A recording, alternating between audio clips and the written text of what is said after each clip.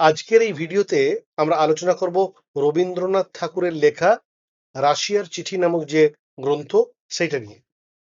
এই যে রাশিয়ার চিঠি, এই গ্রন্থটা প্রথম প্রকাশিত হচ্ছে 1930-এ, কিন্তু তার আগে এর একটা প্রেক্ষাপট আছে। এই সম্পর্কে অনেকগুলো গুরুত্বপূর্ণ তথ্য আছে, তাই মূল টেক্সটে যাবার আগে বা তার তত্ত্ব নিয়ে আলোচনা করার আগে, তার গভীরে যাবার আগে সেই তথ্যগুলো চট করে আমাদের জেনে নেওয়া প্রয়োজন। পরীক্ষার ক্ষেত্রে এগুলো কাজে লাগে, অবজেক্টিভ প্রশ্নের ক্ষেত্রে কাজে লাগে, এমনকি বড় প্রশ্ন লেখার ক্ষেত্রেও এই তথ্যগুলোকে ইনক্লুড করে সুন্দর করে সাজিয়ে লেখা সম্ভব। তাই তথ্যগুলো জানা জরুরি। আমরা অনেকেই হয়তো জানি যে 1930-এ রবীন্দ্রনাথ যখন রাশিয়া যাচ্ছেন, তার আগে 1926-এ তিনি রাশিয়া যাবার প্রস্তাব পেয়েছিলেন। কার কাছ থেকে পেয়েছিলেন? বার্লিনে সোভিয়েত রাশিয়ার শিক্ষা সচিব লুনা চারস্কির কাছ থেকে তিনি এই প্রস্তাব প্রথম পান। এর আগেও 1922-এ আমরা দেখতে পাই রবীন্দ্রনাথের সাথে কিন্তু সোভিয়েত রাশিয়ার একটা সম্পর্ক স্থাপন হয়েছিল। কিভাবে সেটা হয়েছিল? রাশিয়ার এক বিখ্যাত অধ্যাপক, তার নাম পি ভিনোগ্রাফট, তিনি রবীন্দ্রনাথের কাছে একটা চিঠি লিখেছিলেন সাহায্য চেয়ে, অর্থ সাহায্য চেয়ে। যদিও রবীন্দ্রনাথ সরাসরি নিজে অর্থ সাহায্য করতে পারেননি সেই সময়, কিন্তু তিনি তার চিঠি তৎকালীন নানান পত্রপত্রিকায় ছাপিয়ে অর্থ সাহায্যের জন্য আবেদন করেছিলেন এবং একটা অ্যামাউন্ট কালেক্ট করেছিলেন। অর্থাৎ গোদা বাংলায় আমরা যাকে বলি চাঁদা তোলা। রবীন্দ্রনাথ ওই রাশিয়ান অধ্যাপকের জন্য প্রচার করে চাঁদা তুলেছিলেন যাতে তাকে সাহায্য করা যায়। যাই হোক, রাশিয়ার চিঠি, এই যে গ্রন্থটি, এটি প্রথম প্রকাশিত হয় 1338-এর 25শে বৈশাখ গ্রন্থরূপে প্রথম প্রকাশ পায়। আর এই গ্রন্থটি তিনি উৎসর্গ করেছিলেন সুরেন্দ্রনাথ করকে। এই যে গ্রন্থরূপ প্রকাশ পেল রাশিয়ার চিঠির, এর আগে রবীন্দ্রনাথের এই চিঠিগুলি প্রকাশিত হয়েছিল প্রবাসী পত্রিকাতে। প্রবাসী পত্রিকায় তার কি শিরোনাম ছিল? শিরোনাম ছিল রবীন্দ্রনাথের কয়েকটি পত্রাংশ। 1337-এর অগ্রহায়ণ সংখ্যাতে আমরা কিন্তু এটা দেখতে পাই। এর পাশাপাশি আমাদের কি জানা দরকার? জানা দরকার 1930-এ যখন রবীন্দ্রনাথ রাশিয়া যাচ্ছেন, তখন কি তিনি একা যাচ্ছেন নাকি তার সঙ্গে একটা পুরো টিম যাচ্ছে? কারা কারা যাচ্ছেন রবীন্দ্রনাথের সাথে রাশিয়া ভ্রমণের এই যাত্রাপথে? গিয়েছিলেন হ্যারি টিম্বার্স, সঙ্গে ছিলেন মার্গেট আইনস্টাইন, শ্রী সৌমেন্দ্রনাথ ঠাকুর, অ্যারিয়াম উইলিয়ামস এবং কবি অমিয় চক্রবর্তী। এই সবাই মিলে রাশিয়া দর্শনে গেছিলেন এবং 11 থেকে 25শে সেপ্টেম্বর এই সময়কালে রবীন্দ্রনাথ রাশিয়ার মস্কো সিটিতে ছিলেন বলে জানা যায়। অন্যদিকে এই যে রাশিয়ার চিঠি, সেটা বিশ্বভারতী থেকে লেটার্স ফ্রম রাশিয়া বলে আলাদা করে ছাপা হয়েছিল। এবারে যেটা জানা দরকার সেটা হলো এই রাশিয়ার চিঠি, এর মধ্যে কটা চিঠি রয়েছে? চিঠি রয়েছে 14টা, সঙ্গে একটা উপসংহার এবং পরিশিষ্ট রয়েছে। তাহলে প্রথমেই একজন পাঠক হিসেবে কি মনে প্রশ্ন আসে না যে এই চিঠিগুলি রবীন্দ্রনাথ কাকে কাকে লিখেছিলেন? 14টা চিঠি কি একজনকেই লেখা? তাহলে কাকে কাকে লিখেছেন? প্রথম যে চিঠি, সেটা রবীন্দ্রনাথ লিখেছিলেন নিজের পুত্র রথীন্দ্রনাথ ঠাকুরকে। দ্বিতীয় এবং চতুর্থ যে চিঠি, তা তিনি লিখেছিলেন নির্মল কুমারী মহলানবিশকে। তৃতীয় ও পঞ্চম যে চিঠি, তা তিনি লিখেছিলেন নির্মল কুমারী মহলানবিশের যিনি স্বামী অর্থাৎ হাজবেন্ড, প্রশান্ত চন্দ্র মহলানবিশকে। ষষ্ঠ যে চিঠি, তা তিনি লিখেছিলেন আশা অধিকারীকে। সপ্তম, দশম, একাদশ ও দ্বাদশ এই যে চিঠি, এই চিঠিগুলি অর্থাৎ এই 4টে চিঠি রবীন্দ্রনাথ লিখেছিলেন সুরেন্দ্রনাথ করকে এবং এর সাথে অষ্টম মানে অর্থাৎ 8 নম্বর চিঠি এবং উপসংহার রবীন্দ্রনাথ লিখেছিলেন রামানন্দ চট্টোপাধ্যায়কে। রয়ে গেল কোনটা? নবম চিঠি। নবম চিঠি তিনি লিখেছিলেন নন্দলাল বসুকে। 13 নম্বর চিঠি অর্থাৎ ত্রয়োদশ চিঠি লিখেছিলেন কালীমোহন ঘোষকে এবং চতুর্দশ চিঠি অর্থাৎ 14 নম্বর চিঠি, সেই চিঠিটি তিনি লিখেছিলেন সুধীন্দ্রনাথ দত্তকে। অর্থাৎ পরিষ্কার বোঝা গেল যে 14টা চিঠি কোনো একজন মানুষকে লেখা নয়, রবীন্দ্রনাথের রাশিয়া দর্শনের যে অভিজ্ঞতা, তার মনের যে অনুভূতি, সেটা তিনি এই সকল ব্যক্তিকে লিখে জানিয়েছিলেন, যেটা প্রবাসী পত্রিকায় প্রকাশিত হলো এবং পরে গ্রন্থরূপ পেল। আরো 2-4টে তথ্য রয়ে গেল, যেগুলো আমাদের জানা প্রয়োজন। সেগুলো কি কি? 1934 সালের জুন সংখ্যার যে মডার্ন রিভিউ পত্রিকা, সেখানে রবীন্দ্রনাথের রাশিয়ার চিঠির উপসংহার অংশের অনুবাদ প্রথম প্রকাশিত হয়েছিল। অনুবাদ করেছিলেন শ্রী শশধর সিংহ, এবং এর সাথে রবীন্দ্রনাথের যে অন্যান্য পত্রগুলো তারও অনুবাদের ব্যবস্থা বা আয়োজন করা হয়েছিল। এই ক্ষেত্রে জানা দরকার যে এই 1934-এর আগে 1931-এ যখন রবীন্দ্রনাথের পত্রগুলির অনুবাদ প্রকাশ করা হয়েছিল মডার্ন রিভিউতেই, তখন কিন্তু ব্রিটিশ সরকারের পক্ষ থেকে কোনো প্রকার আপত্তি বা প্রতিবাদ করা হয়নি। কিন্তু যখন 1934-এ পুনরায় অনুবাদটি আরো স্পষ্ট করে প্রকাশ করার চেষ্টা করা হলো, তখন ব্রিটিশ সরকারের পক্ষ থেকে মডার্ন রিভিউর সম্পাদককে ওয়ার্নিং লেটার দেওয়া হলো এবং নিষেধাজ্ঞা জারি করা হলো যাতে রবীন্দ্রনাথের রাশিয়ার চিঠির অনুবাদ প্রকাশ না করা হয়। যদিও পরবর্তীকালে আমরা দেখতে পাই যে বসন্ত কুমার রায় রবীন্দ্রনাথের এই চিঠিগুলির অনুবাদ করে আমেরিকার ইউনিটি পত্রে প্রকাশ করেছিলেন। আমরা অনেকেই জানি যে 1917-তে রাশিয়াতে যে রুশ বিপ্লব হয়েছিল তার ঠিক 13 বছর পর রবীন্দ্রনাথ সেখানে পৌঁছন, এবং এই যে রুশ বিপ্লবের পর রাশিয়ার যে পরিবর্তন, এই 13 বছরের সময়কালে রাশিয়ার যে পরিবর্তন সেইটা রবীন্দ্রনাথের চোখে ধরা দিয়েছিল, এবং এই পরিবর্তন বা পুরনো ইতিহাসকে জেনে তখন কি অবস্থা ছিল সব মিলিয়ে রবীন্দ্রনাথ নিজের যে অনুভূতি বা প্র্যাকটিক্যাল অভিজ্ঞতা চোখে যা দেখেছেন সেটা কিন্তু বিভিন্ন পত্রের মাধ্যমে আমাদেরকে জানিয়েছেন। তবে এখানে একটা কথা বলা দরকার যে যা দেখেছেন তাই লিখেছেন, এটা যেমন একদিকে সত্যি, তার সাথে সাথে রবীন্দ্রনাথ কিন্তু অনেক ডেটা কালেক্ট করেছেন, সেখানকার মানুষের সাথে মিশে কথা বলে তৎকালীন সেইখানের পত্রপত্রিকা থেকে বা বিভিন্ন ডেটা কালেকশন সেন্টারে গিয়ে অনেক তথ্য সংগ্রহ করেছেন। তাই আমরা এই রাশিয়ার চিঠির অনেক অংশে দেখি তিনি প্রচুর তথ্য শেয়ার করেছেন, যেগুলো তিনি কোট করে দিয়েছেন, কার্যত একেবারে তুলে দিয়েছেন ইংরেজিতে অনুবাদ করে। যাই হোক, আমরা জানি রবীন্দ্রনাথ এই যে রাশিয়ার চিঠিগুলি লিখেছেন সেখানে তার যে অনুভূতি, মুগ্ধতা বোধ এবং সচেতনতা প্রকাশ পেয়েছে সেটা কিন্তু দেখার মতো। এখানে কিন্তু কোনো রোমান্টিকতা নেই। এখানে রবীন্দ্রনাথ এক ফোঁটাও রোমান্সের কথা বলছেন না, ভ্রমণের ভীষণ মুগ্ধতার কথা বলছেন না, যেটা আমরা আগে আগে জাপান যাত্রী, ইউরোপ প্রবাসীর পত্র, এইসব ভ্রমণ গ্রন্থে দেখতে পাই। এখানে তিনি কি বলছেন? তিনি কিন্তু একটা অসাধারণ কথা প্রথমেই স্বীকার করে নিয়েছেন। তিনি বলছেন, এখন আমার বয়স কত? অর্থাৎ 1930-এ যখন রবীন্দ্রনাথ রাশিয়া যাচ্ছেন তখন তার কত বছর বয়স? তখন তিনি প্রায় 70 বছরের। তিনি তখন বলছেন যে আমার হাতে সময় অত্যন্ত কম। এখানে আমরা তার উক্তিটিকেই স্মরণ করার চেষ্টা করি। তিনি কি বলছেন? তিনি বলছেন, আমার পৃথিবীর মেয়াদ পূর্ণ হয়ে এসেছে, অতএব আমাকে সত্য হবার চেষ্টা করতে হবে, প্রিয় হবার নয়। অর্থাৎ রবীন্দ্রনাথ প্রথমেই বলছেন যে আমার যা বয়স হয়েছে 70 বছর, এখানে আর লুকিয়ে চুরিয়ে কথা বলার কোনো প্রয়োজন নেই, যা সত্যি সেটা আমাকে বলতে হবে। অর্থাৎ এখানে আর রাখ ঢাক করে লাভ নেই।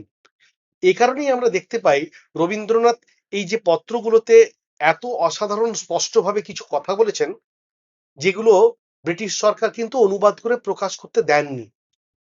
কারণ অনেক জনতা, অনেক মানুষ অনেক কথা জানতে পেরে যাবে, যারা বাংলা পড়েনি তারাও জানতে পেরে যাবে। সেই জন্য অন্য ভাষার মানুষ যাতে রবীন্দ্রনাথের মানসিকতা, কথাবার্তা বা অভিজ্ঞতাকে জানতে না পারে, তাই এটা অনুবাদ করতে দেওয়া হয়নি। কারণ অনুবাদই একমাত্র মাধ্যম অন্য ভাষার মানুষের কাছে পৌঁছানো বা রবীন্দ্রনাথ কি ভাবছেন সেটা জানানো। যাই হোক, তো প্রথমেই এখানে আমরা বলি খোলা মনে যে এখন একটা আমরা জিনিস দেখি যে সবাই কিন্তু বলছেন যে মত প্রকাশের নাকি স্বাধীনতা রয়েছে সংবিধানে। উচ্চ মাধ্যমিক, মাধ্যমিকের যে টেক্সট বই সেখানেও আমরা দেখি প্রথমে দু একটা পাতার পরেই লেখা থাকে যে প্রস্তাবনা অংশে যে আমাদের মত প্রকাশের স্বাধীনতা রয়েছে। যদিও সংবিধান অনেক পরে লেখা হয়েছে, রাশিয়ার চিঠি তার অনেক আগে লেখা। তো রবীন্দ্রনাথের এই যে মত প্রকাশের স্বাধীনতা, এটা কিন্তু খর্ব করা হয়েছিল ব্রিটিশ সরকারের তরফ থেকে, কারণ তার মতামত ব্রিটিশ সরকারের ভালো লাগেনি। আমি এই রাশিয়ার চিঠি পড়তে পড়তে প্রচুর স্ক্রিনশট নিয়েছি। এটা আমার একটা অভ্যেস যে কোনো বিখ্যাত লাইন কোনো ভালো উক্তি, কোনো মন ছোঁয়া কথা এগুলো দেখলে আমি খাতায় লিখে রাখি। আর যদি সেই উক্তিটা খুব বড় হয়ে যায়, একটা প্যারাগ্রাফের মতো হয়, তখন সেটার আমি একটা স্ক্রিনশট নেবার চেষ্টা করি, নিয়ে সেগুলো ফোল্ডারে রাখি যাতে পরে বারে বারে পড়া যায়। এবং উক্তিগুলি অসাধারণ। রবীন্দ্রনাথের উক্তি দিয়ে আমরা অনেক অনুষ্ঠান করি, অনেক কথা বলি, ভালো ভালো গান করি, কিন্তু রবীন্দ্রনাথ এমন অনেক কথা মনুষ্য সমাজ সম্পর্কে বলেছেন যেগুলো আমাদের ভালো লাগবে না। তখন মনে হবে রবীন্দ্রনাথ কি এটা সত্যিই বলেছেন? তখন টেক্সট গিয়ে পড়তে হবে, টেক্সটে কিন্তু লেখা আছে। তো আমি সেই উক্তিগুলো বা সেই কোটেশন গুলো শেয়ার করব, বা স্ক্রিনশটটা, যাতে ছাত্রছাত্রীরা সেই স্ক্রিনশটটা মন দিয়ে পড়ে বুঝতে পারে রবীন্দ্রনাথের মানসিকতাটা কি। তিনি রাশিয়ায় গিয়ে শুধু মুগ্ধ হননি, কিভাবে ব্রিটিশ সরকারের সমালোচনা করেছেন, কিভাবে তিনি অনুভব করেছেন যে আমাদের যে শিক্ষা ব্যবস্থা সেটা রিফর্ম করা প্রয়োজন, সেটা ঢেলে সাজানোর প্রয়োজন, কোন কোন দিক থেকে দরকার, কিভাবে দরকার, সেটা যতক্ষণ না অন্য জাতির মানুষকে দেখছেন ততক্ষণ তিনি তুলনা করে দেখতে পারছেন না। এবং তিনি একথা বারে বারে চিঠিতে জানিয়েছেন যে আমি চাই ভারতবর্ষের কিছু মানুষ রাশিয়া ঘুরে যাক, তারা এসে দেখে যাক রাশিয়ায় কি চলছে, তাদের সরকারের ইন্টেনশনটা কি, তাদের সরকারের long term short term planning কি, তারা মানুষের জন্য কি করছে। এই জায়গাটা দেখানোর জন্য তিনি চঞ্চল হয়ে পড়েছিলেন, এবং তিনি বারবার বলছিলেন যে আমার হাতে সময় এত কম, আমি জানি না যা দেখলাম সেটা দেশে গিয়ে কতটা ইমপ্লিমেন্ট করতে পারবো, কতটা কাজে লাগাতে পারবো। কারণ আমরা যখনই কোনো কিছু ভালো দেখি, ভালো শুনি, ভালো কথা, ভালো কোটেশন, ভালো খেলা, ভালো রান্না, মনে হয় আমিও পারবো। কিছুদিন পর আবার সব ভুলে যায়, নিজের চরিত্রটা বেরিয়ে পড়ে। এটাই স্বাভাবিক। অনুকরণ করা অত সহজ ব্যাপার নয়, কারণ ওটা একটা সাময়িক ব্যাপার। অনুকরণ করতেও কিন্তু নিষ্ঠা লাগে, ত্যাগ লাগে, অনেক প্ল্যানিং এর প্রয়োজন, এবং প্রতিদিন একটা নির্দিষ্ট অধ্যবসায়ের প্রয়োজন। সেজন্য আমি দেখে এলাম রাশিয়ার শিক্ষা ব্যবস্থা, আর আজকেই এসে ইন্ডিয়াতে ইমপ্লিমেন্ট করে সব চেঞ্জ করে দিলাম, মানুষের জন্য কাজ করতে শুরু করলাম। ব্যাপারটা তো সহজ নয়। এই কথাটা রবীন্দ্রনাথ বুঝে আফসোস করেছিলেন। রবীন্দ্রনাথ রাশিয়ায় গিয়ে বুঝেছিলেন যে কত তাড়াতাড়ি রাশিয়ার যে সরকার, তারা একটা সমাজতান্ত্রিক ব্যবস্থাকে ইমপ্লিমেন্ট করেছে, গঠন করেছে, একটা সমাজতান্ত্রিক কাঠামোকে চালাতে পেরেছে। আর এই সমাজতান্ত্রিক ব্যবস্থার মূল উদ্দেশ্য কি? তাদের মূল উদ্দেশ্য হলো বৈষম্যহীন সমাজে সব মানুষকে একটা জায়গায় নিয়ে আসা, এবং সেই একটা জায়গায় নিয়ে আসার জন্য থাকবে যোগ্যতা ও অধিকারের একটা নির্দিষ্ট মাপকাঠি। রবীন্দ্রনাথ বারে বারে তার চিঠিতে উল্লেখ করেছেন যে রাশিয়া সামাজিক সমতার জন্য তার যে জনগণ, তার বৈষয়িক এবং অবস্থানগত পরিবর্তনের জন্য যা করেছে, যা করে চলেছে, সেটা দেখার মতো বিষয়। এখানে একটা জায়গা তিনি অসাধারণ বলেছেন, সেই জায়গাটা আমাদের বলা প্রয়োজন, বা এটা একবার পড়া প্রয়োজন। তিনি বলছেন যে মানে যারা বঞ্চিত মানুষ তাদের জন্য বলছেন যে এই বঞ্চিত যারা মানুষ তারা আসলে সভ্যতার পিলসুজ, মাথায় প্রদীপ নিয়ে খাড়া দাঁড়িয়ে থাকে, উপরের সবাই আলো পায় কিন্তু তাদের গা দিয়ে তেল গড়িয়ে পড়ে।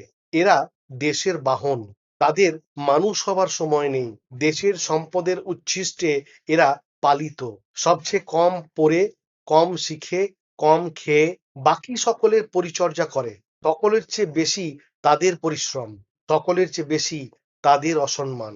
রবীন্দ্রনাথের মতে এই শ্রেণীর মানুষগুলোর জন্যই ঠিকমতো শিক্ষা, স্বাস্থ্য বা অন্যান্য সুখ সুবিধার ব্যবস্থা করার প্রয়োজন। আর রাশিয়া একদম গোড়া থেকে এই সমস্যাটা সমাধান করার চেষ্টা করে চলেছে। রবীন্দ্রনাথ বারবার একটা কথা বলেছেন, যেটা এই রাশিয়া চিঠির গ্রন্থটার একেবারে ট্যাগলাইন বলা যেতে পারে। কি বলছেন? তিনি বলছেন, আমাদের সকল সমস্যার সবচেয়ে বড় রাস্তা হলো শিক্ষা। আর সেই শিক্ষার পরিমাণ শুধু সংখ্যাতে গুনলে হবে না, তার যে সম্পূর্ণতা, তার যে প্রবলতা, তার মধ্য দিয়ে তাকে বিচার করতে হবে। রাশিয়াতে যে আয়োজন তিনি দেখেছিলেন, সেই আয়োজন দেখে বলেছিলেন মানুষ যাতে নিঃসহায়, নিষ্কর্মা এবং অসহায় হয়ে না থাকে, তার জন্য রাশিয়া কি বিপুল উদ্যমে কাজ করে চলেছে। তারা ব্যক্তিগত মুনাফার বাইরে গিয়ে কাজ করে, তারা সমাজের জন্য কাজ করে, তারা রাষ্ট্রের জন্য কাজ করে। অর্থাৎ অন্যভাবে কি আমরা বলতে পারি? আমরা বলতে পারি যে রবীন্দ্রনাথ এটা লক্ষ্য করেছেন রাশিয়া যাবার পর, যে বিপ্লবোত্তর রাশিয়ার আর্থসামাজিক ও রাজনৈতিক অবস্থার বদল কিভাবে হয়েছে এবং এই বদলে যাওয়া রাশিয়া কিভাবে কাজ করছে, এই ব্যাপারগুলোই তিনি চিঠির মাধ্যমে নানান জনকে জানিয়েছেন, যেটা আমরাও জানতে পেরেছি। এবং এর পাশাপাশি তিনি ভারতবর্ষের নানান সমস্যা এবং সংকটকে তুলে ধরেছেন। অর্থাৎ দেখা যাচ্ছে রবীন্দ্রনাথের সচেতনতা বোধ এটা প্রমাণ করে যে তার মধ্যেও একটা দায়বদ্ধতা কাজ করেছে লেখক হিসেবে, বা একজন ভারতীয় হিসেবে, বা একজন ভারতের স্বদেশ প্রেমী হিসেবে, প্রকৃত ভারতীয় হিসেবে তার মনের মধ্যে এই চেতনাটা এসেছে যে আমরা কোথায় পিছিয়ে, কেন পিছিয়ে, আমাদের কি করার প্রয়োজন, কোন কোন জায়গাগুলো ঢেলে সাজানোর প্রয়োজন।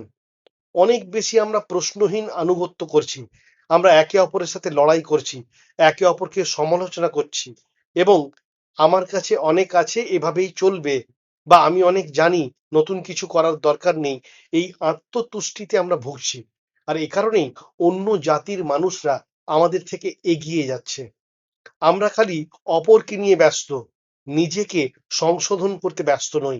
তাই বলা যায় ভ্রমণ সাহিত্যের হাত ধরে রবীন্দ্রনাথের এই যে চিন্তা চেতনাকে আমরা পাই, অন্য দেশ দেখার মাধ্যমে যে নিজের দেশকে বোঝার চেষ্টা আমরা তার মধ্যে দেখতে পাই, এটা আসলে তার দায়বদ্ধতা শিক্ষার প্রতি, সমাজের প্রতি, সাধারণ ভারতীয়র প্রতি তার ভালোবাসা, তার মন খারাপের একটা অংশ, যে কি করলে আমরাও এদের মতো হতে পারি। আর এ কারণেই তিনি বারবার সেই অনুতাপ করেছেন, বারবার আফসোস করেছেন, দুঃখ প্রকাশ করেছেন, এবং কখনো বা নিয়ন্ত্রণ হারিয়ে কঠোর সমালোচনা করেছেন।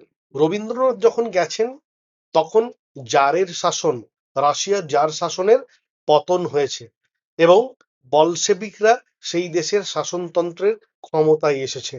আর এই যে রাশিয়ার নতুন শাসনতন্ত্র, তারা বিশ্বাস করতেন গণতান্ত্রিক সমাজ ব্যবস্থাতে।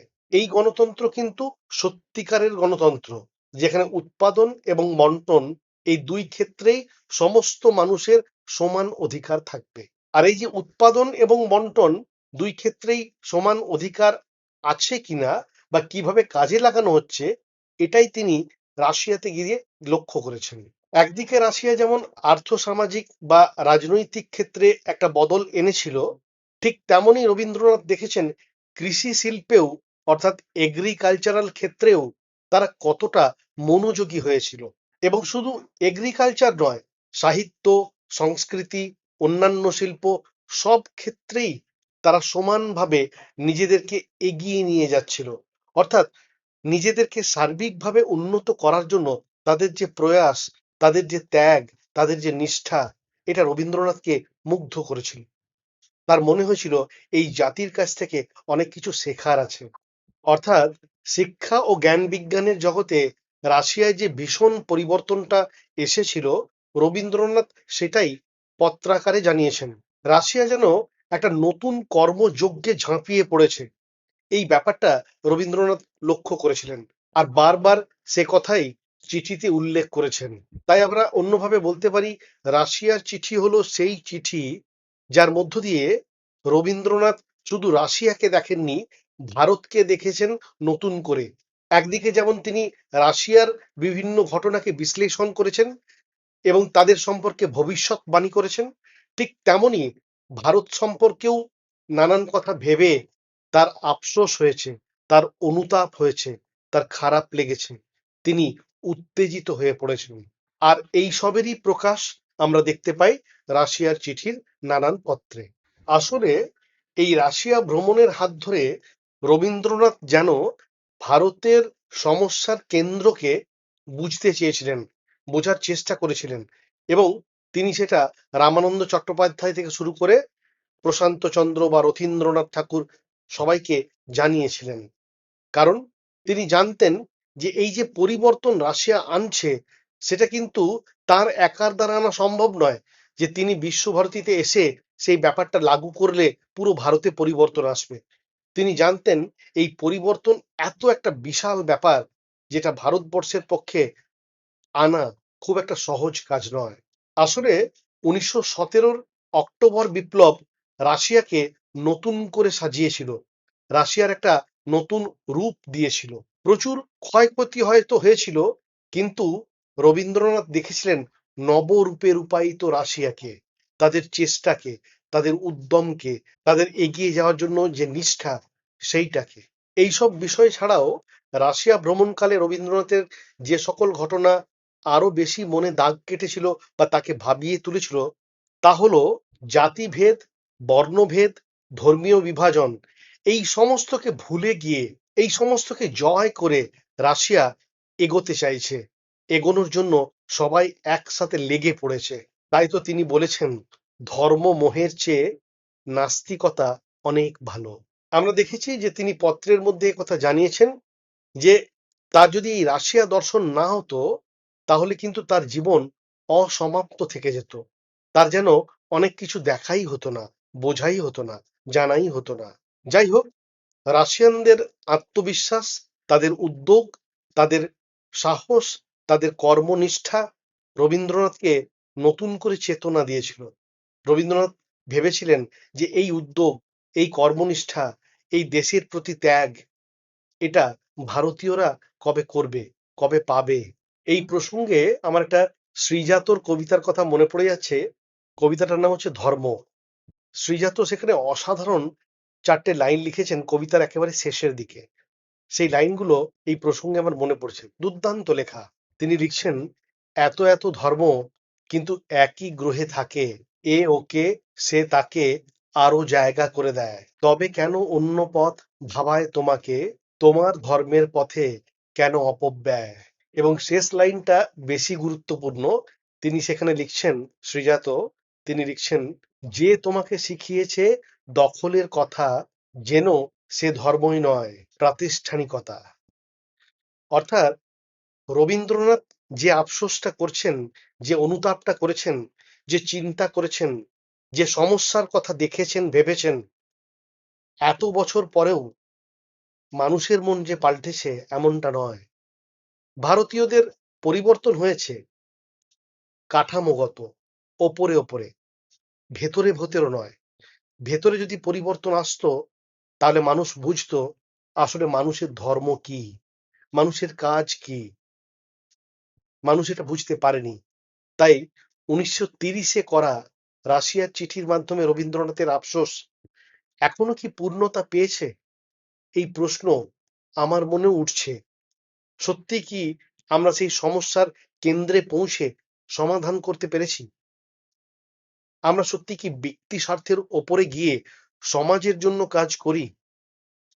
আমাদের সত্যিকারের ধর্ম কি? মনুষ্যত্ব কোথায়? যাই হোক, এই ধরনের অনেক প্রশ্ন মনের মধ্যে আসে, মনের মধ্যে ওঠে। এটা নিয়ে অনেক দিক থেকে অনেকভাবে অনেক কথা বলা যায়। এবার একটা অন্য কথা বলবো, যে এই রাশিয়ার চিঠি, এটাকে একটা থিওরির অন্তর্গত করেও কিন্তু ব্যাখ্যা করা যায়। সেটা কি? এই থিওরিটা হলো লিবারাল হিউম্যানিজম। লিবারাল হিউম্যানিজম, এই কথাটার বাংলা মানে হলো উদারবাদী মানবতাবাদ। এটা একটা দার্শনিক বা সাহিত্যিক আন্দোলন, এটা বলা যেতে পারে। এই থিওরিটার পেছনে রয়েছে মানুষ এবং তার ক্ষমতা। এই থিওরিটার মূল বক্তব্য কি?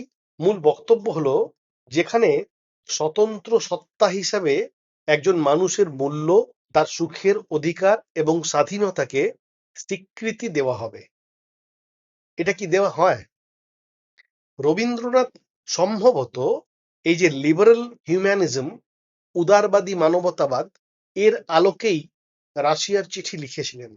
তিনি ব্যাপারটা জানতেন, এই কনসেপ্টটা তার মনের মধ্যে ছিল। এই যে দৃষ্টিভঙ্গি, এটা কিন্তু বৈজ্ঞানিক এবং যুক্তি নির্ভর একটা দৃষ্টিভঙ্গি। যারা আগ্রহী পাঠক, তারা এই যে লিবারাল হিউম্যানিজম, এই থিওরিটা কি, কেন, সেটা একটু ইন্টারনেটে গিয়ে পড়ে নিতে পারে। অনেক ভালো ভালো লেখা এটাতে রয়েছে, অনেক ভিডিওসও রয়েছে। আইডিয়া পাওয়া যাবে কবে থেকে শুরু হয়েছে, এই থিওরির হাত ধরে আরো কি কি দিক দেখানো হয়েছে বা আলোচনা করা সম্ভব। তো যাই হোক, এই যে লিবারাল হিউম্যানিজম, উদারবাদী মানবতাবাদ, এর হাত ধরে রাশিয়ার চিঠিকে আমরা ব্যাখ্যা করতে পারি। কারণ কারণ রাশিয়ার চিঠিতে মানুষ যে বঞ্চিত হচ্ছে, মানুষ যে লাঞ্ছিত হচ্ছে, মানুষের যে সমান অধিকারের প্রয়োজন, বা মানুষকে শিক্ষা দিতে হবে, গুরুত্ব দিতে হবে, তার জীবনটা একটা গুরুত্বপূর্ণ বিষয়, এই ব্যাপারটা বারবার রবীন্দ্রনাথ বিভিন্ন চিঠির মাধ্যমে দেখিয়েছেন এবং বিভিন্ন চিঠিতে বিভিন্ন কন্টেন্টটা আলাদা। কন্টেন্ট বলতে সেখানে অনেক অন্য অন্য ইনফরমেশন দিয়েছেন, অনেক নতুন তথ্য দিয়েছেন, কিন্তু তার মূল বক্তব্য বিষয় এটাই। এর পাশাপাশি আরেকটা কথা আমাদের জানা প্রয়োজন, সেটা হলো রবীন্দ্রনাথ এই যে রাশিয়ার চিঠি লিখছেন, তখন কিন্তু তিনি এরকম কোনো নাম দিচ্ছেন না। মানে যেমন আমরা চিঠি লিখি, চিঠির কি কোনো নাম দিই? কবিতার যেমন নাম দেওয়া হয়, উপন্যাসের নাম দেওয়া হয়, গল্পের নাম দেওয়া হয়। তো রবীন্দ্রনাথ এখানে কোনো নাম দিচ্ছেন না। আমরা এই ব্যাপারটা দেখেছি বলাকা কাব্যগ্রন্থে। রবীন্দ্রনাথ বলাকা কাব্যগ্রন্থে ৪৫টি কবিতা লিখেছেন। কোনো কবিতার কি প্রথমে নাম দিয়েছিলেন? সেখানে একটা কনসেপ্ট কাজ করছিল, গতিবাদ। এই কনসেপ্টটার উপরে তিনি পরপর কবিতা লিখেছেন। পরে দেখতে পাওয়া যায় যে তিনি যখন প্রকাশ করছেন সবুজ পত্রে বা অন্যান্য জায়গায় বা আরো পরবর্তীকালে গ্রন্থরূপ দিচ্ছেন, তখন ওই কবিতাটা পড়ে সেই অনুযায়ী একটা উপযুক্ত নাম পরে দিয়েছেন। প্রাথমিক পর্বে নিজের কনসেপ্টটাকে বলেছেন, তার যেটা মনে হয়েছে। ঠিক তেমনি রাশিয়ার চিঠিতেও তার যে মূল কনসেপ্ট, চোখে দেখা, ওইখানকার মানুষের সাথে মিশে দেখা, বিভিন্ন পত্রপত্রিকা পড়া, খবরের কাগজ পড়া এবং সবকিছু দেখার পর তার যে অনুভূতি, সেইটা বলেছিলেন।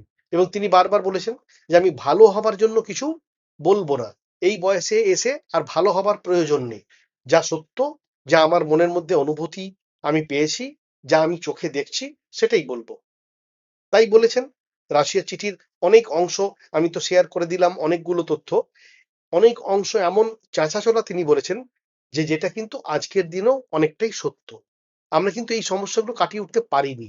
যাই হোক, এবার আমরা বলবো যে রাশিয়ার চিঠির যে ১, ২, ৩, ৪ করে ১৪টা চিঠি, সেই ১৪টা চিঠির কি ধরনের নাম দিয়েছেন।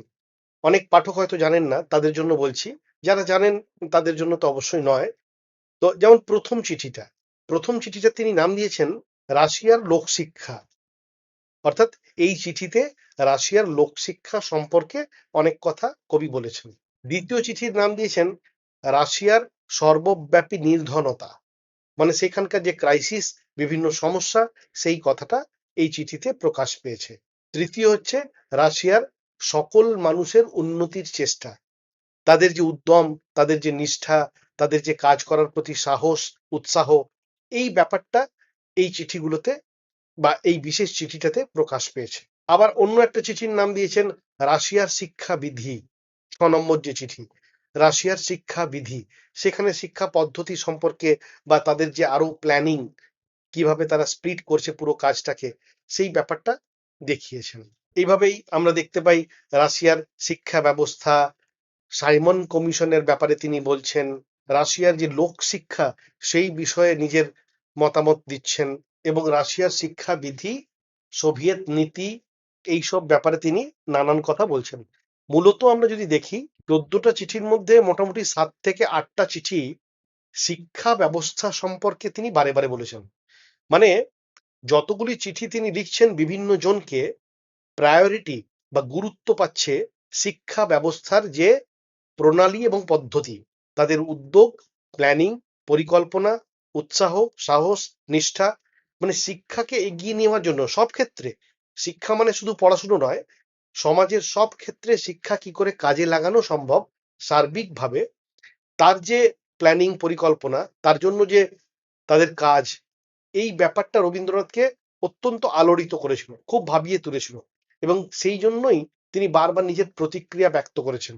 যার জন্য আমরা দেখতে পাচ্ছি ১৪টা চিঠির মধ্যে অধিকাংশ চিঠিতেই রবীন্দ্রনাথের শিক্ষা সংক্রান্ত সচেতনতা বোধটা ধরা পড়ছে এবং এটা যেন তার একটা দায়বদ্ধতা এবং বলতে পারা যায় যে এটা এক ধরনের স্বদেশ প্রেম। বলতে পারা যায় যে রবীন্দ্রনাথ ভারতবর্ষের যে তৎকালীন অবস্থা, সেই অবস্থা সম্পর্কে অসন্তুষ্ট ছিলেন। ব্রিটিশ রাজের যে নিয়ম নীতি, সেই সম্পর্কে অসন্তুষ্ট ছিলেন।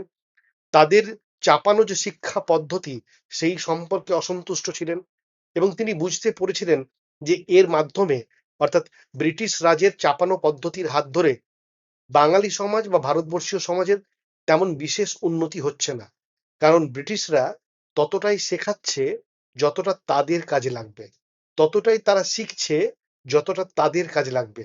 অর্থাৎ তারা মুনাফা লোভী, তাদের একটা উদ্দেশ্য আছে, তাদের একটা স্বার্থ আছে।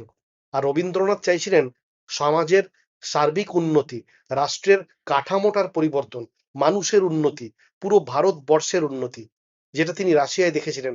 সবাই সবার জন্য কাজ করছে, ওখানে ব্যক্তি স্বার্থ নেই, ব্যক্তি স্বার্থের ঊর্ধ্বে গিয়ে মানুষ কাজ করছে, এই ব্যাপারটা তিনি চাইছিলেন। কিন্তু আশ্চর্যের বিষয়, প্রায় 100 বছর পেরিয়ে গেছে, 2030 আসতে চলেছে, এখনো কি ভারতবর্ষের সব রাজ্য, সব মানুষ, সব জায়গা ব্যক্তি স্বার্থের ঊর্ধ্বে গিয়ে কাজ করছে? সত্যি কি আমরা অন্য সকল উন্নত জাতির সাথে একভাবে চলতে পেরেছি?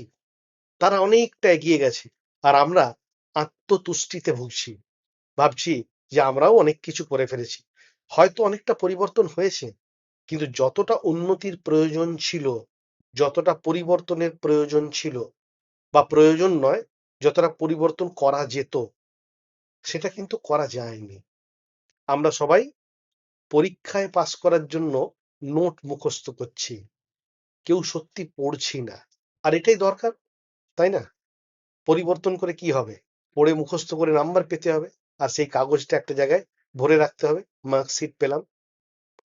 যাকগে, নিজের মতো করে সবাই রাশিয়ার চিঠিটা একবার পড়ে দেখা দরকার। ছাত্রছাত্রীদের আমার অনুরোধ, তারা যেন নিজে একবার রাশিয়ার চিঠিটা পড়ে, 14টা চিঠিই পড়ে। ভালো লাগবে রবীন্দ্রনাথের প্রতিক্রিয়া, অনুভব, মানসিকতা জানতে। রবীন্দ্রনাথ কত কিছু চেয়েছিলেন, কত স্পষ্টভাবে কত কথা বলেছেন, যেগুলো আমরা জানি না, চর্চা করি না। আমি যথাসম্ভব কোটেশন শেয়ার করার চেষ্টা করেছি, এবং সেগুলো স্ক্রিন পজ করে করে পড়ে নিলে ভালো, এর মাধ্যমে ধারণা পাওয়া যাবে। এরপরেও আমি বলি, ছাত্রছাত্রীদের নিজস্ব স্বাধীনতা আছে, বিষয়টা পড়ার পর নতুন করে নিজের মতো করে ভাবার, ব্যাখ্যা করার, এবং কোনো বিষয়কে কেন্দ্র করে নতুন করে ভাবার স্বাধীনতা তো সকলেরই থাকে। সেটাই তো পাঠক প্রতিক্রিয়া। সবাই ভালো থেকো। পরবর্তী ক্লাস বা পরবর্তী ভিডিওর জন্য আরো 1 সপ্তাহ অপেক্ষা করতে হবে। ধন্যবাদ।